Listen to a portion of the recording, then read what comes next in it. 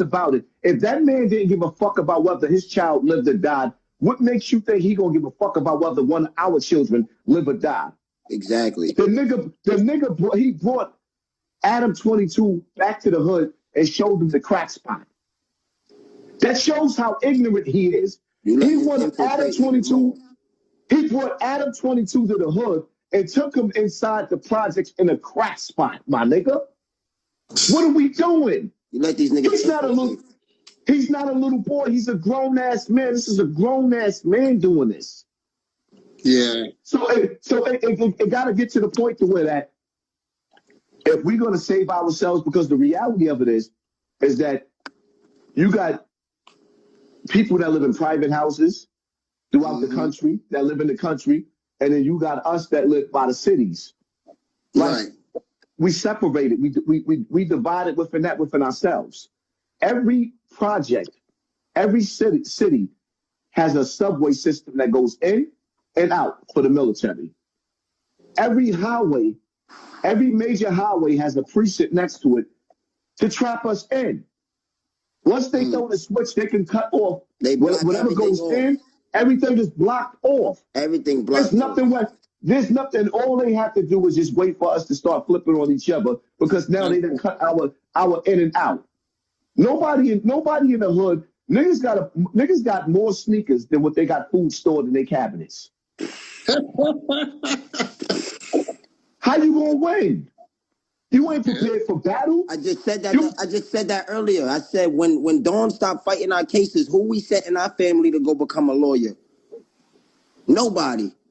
So how you gonna win in court? Nobody knows how to garden. Nobody's a healer. Nobody's a builder. Nobody knows how to run wire through a house to run electricity. We just know how to rap and run up fields and shit talk each other, bro. And when you look from the outside looking in their infiltrated world, that's all they did to us throughout history. It's our history to tell. They flipped it on us and then told us, run up a field, run up a court, and rap. And that's the way you could get rich here. That's how they do us. But see, you know what? Now we at the end game. Like when you watch the Avengers and you see Thanos, this is the end game. So all of the ways that they gave us to get money, like the rap game, which they always controlled, you see how they took it back? Yep. The last stand is podcasting. And at some point in time, if we don't use this last stand and use the money that comes from this to build something for ourselves, we are getting ready to enter digital slavery. I'm happy you said that. Because rap used that used to be able to be our funding to save our communities. They killed the rap. I know more. It's over. It's over. And, you know, for me, honestly speaking, I think it's time for us to stop it's time for us to just say no to the Board of Education, period. Most people, a lot of people don't understand. They don't understand, right? You make your child go to school for the first 20 years out of their life if they don't drop out. And when you add it up, it's like the math ain't adding because there's too many people that's struggling. There's way too many people that can't pay their bills. So what are you going to school for? You went to school to struggle?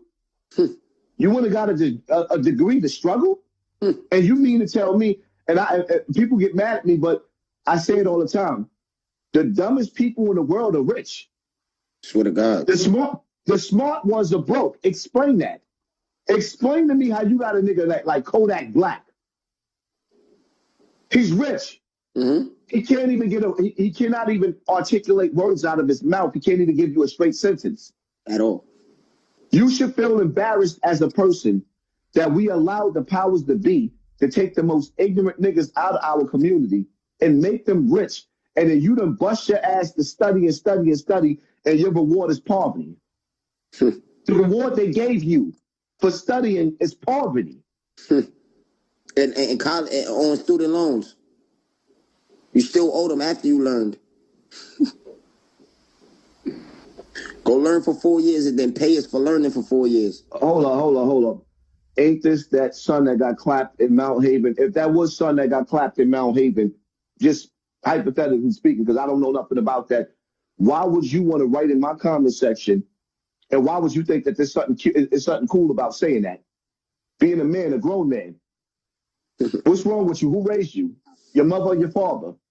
Who got you so hurt, so butthurt in life that you actually just thought that you were saying something positive? Or rather, you were saying like you scored some points. Not over here, my nigga. You can get out of my comment section. That's crazy. I can't even see the comments. The last comment I see is KG Rax, free Rich Nunu. The comments not even moving over my end. For real, like the level of ignorance. Like, so you happy? You happy somebody got shot? So you happy?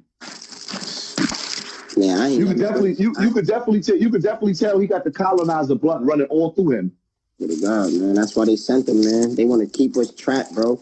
I think it's people in other niggas' DMs on Instagram like, yo, argue with this nigga all day. I got you. That's the devil, bro. I used to be 100% into that game, so I ain't gonna act like I'm so much different than these guys who trolling. But like, I'm on to something different now. I hit my 30th year of life. I'm trying to save the people younger than me, man. I dropped that Crip shit. I ain't doing no put-offs with nobody because niggas is ignorant and segregational and separational is not with no programs anyway, so don't never ask me about no put-offs because I feel like New York gangbanging ain't real anyway. It's like The Sims. It's a simulation. They lying to younger kids to get them to come outside with guns.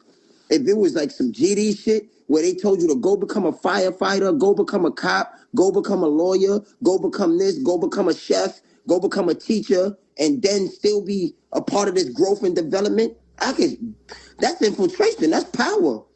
In the Bronx, in Harlem, in Manhattan, in Brooklyn, they're telling the kids to go kill across the street. I can't be a part of that, bro. I got 2 daughters. I be damned, nigga. I preach that I was Crip the last 10 years, so the next little nigga who turned Crip this year, I could tell him to go hurt somebody, because that's all that's out here to do. I'm not with it. And y'all can't tell me to be with it, nigga. And y'all not gonna do nothing to me about not being with it, because I was in it, and y'all wasn't. Y'all know. So don't act like y'all gonna do something to me about being positive either. Fuck niggas talking about, nigga. You know what? I'm proud of you for dropping your flag and actually showing young brothers that they can have the strength to drop their flag, because the first line of defense is making it home to our wives and children. The first line of defense, your mom, your set, your gang, it's your wife and your kids. Mm-hmm. And anybody who invites you to something that's going to take you away from your wife and your kids, unless we on the forefront of fighting for our people, to save our people, you are the enemy, my nigga. Running around trying to, get ghetto points, being hood fabulous, getting ghetto points, and just bathed in the limelight of ignorance is over. It's over. Because every step and every breath that I took on social media, I've always swung and did what I did. And I birthed other niggas like Charleston White doing the same thing that I'm doing. I birthed a lot of dudes that's doing what I'm doing. And the ones that staying on course and staying on track, I salute them. Because it's not always about the money. The money came along as time went on. I was on social media for 2 years. I didn't even know I could make money doing what I'm doing. So it wasn't all about the money. But now, when you become public enemy number one and you become famous and you a household name, you can't afford to be in certain places with certain elements, because evil never takes a day off. And as we've seen with Charlie Kirk, whether people like him or not, that man died for using his voice. Exactly, having his own opinions. And I never, right now, I never spoke on that shit. I ain't say nothing about that shit from the day he passed, but I was never going to stand with the other end of, oh, he said this about black people, he said that. The man died standing on his own opinions, bro. You're allowed to have your own opinion in this world. That don't mean somebody is allowed to shoot you, bro. You're not. Listen, I don't like Charlie Kirk. I don't like him. He didn't like us. But he died for using, and this is what people be talking about, oh, y'all ain't outside doing the work. What, marching? That's not work. Giving out fake turkeys? That's not work.